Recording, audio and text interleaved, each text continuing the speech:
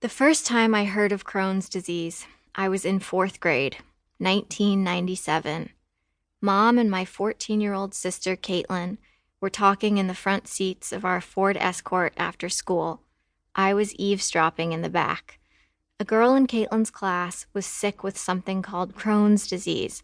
That poor thing, Mom kept repeating, barely above a whisper. "What's Crohn's disease?" I asked. Caitlin craned her neck around slowly and dramatically, eyes in a permanent teenage roll. "Crohn's disease," she said, circling her lips around the O, "is where you poop until you die." I didn't ask any more questions. It was one of the worst things I'd ever heard. 15 years later, I listened, upright in a hospital bed, as doctors diagnosed me with it. It was 2012, my second year in New York City. I'd moved to New York in October 2010 from the Midwest for a 3-month-long internship at Condé Nast, the storied publisher of Vogue and Vanity Fair and The New Yorker. At the 3-month mark, the Condé Nast magazine Wired hired me full-time, so what was supposed to be 90 short days turned into 10 years, and counting. I've lived in New York City longer now than in any other place. I chose it for the same reasons everyone else does, because it's big and weird, and everyone here is smarter and weirder than me.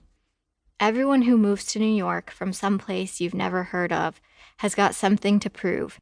That we're intelligent, that we're creative, that we made it out of our hometowns.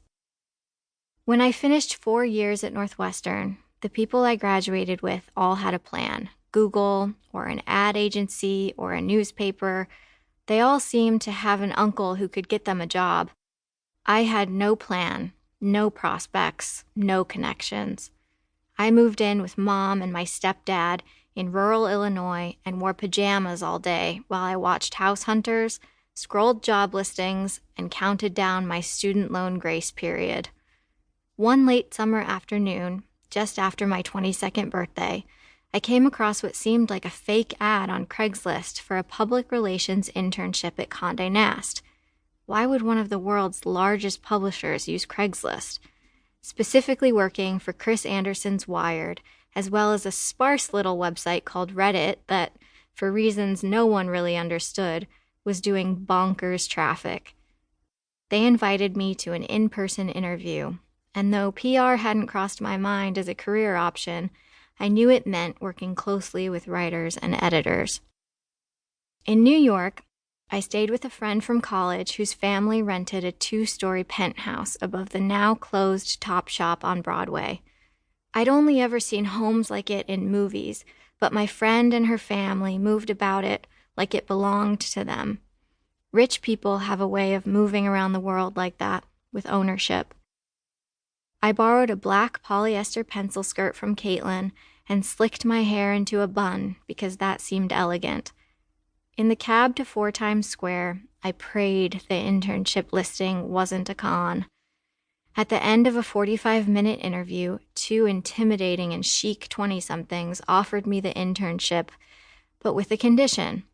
Condé Nast required its interns to be enrolled in college so that the company could give school credit instead of any payment beyond a $12 a day, that's $240 a month, travel stipend. I had just graduated, so I would have to re-enroll. I used $1,400, most of what I'd saved from my college receptionist job, to buy a quarter credit at Northwestern, enough to make me legit for the company's requirements. Mom and my stepdad agreed to help with 3 months of rent in hopes that the internship would lead to a real job. I was desperate to get to New York because it felt like everyone else my age was building their lives, and I'd be damned if I stayed behind any longer in my pajamas. Even $12 a day felt like progress because that $12 was in New York freaking City.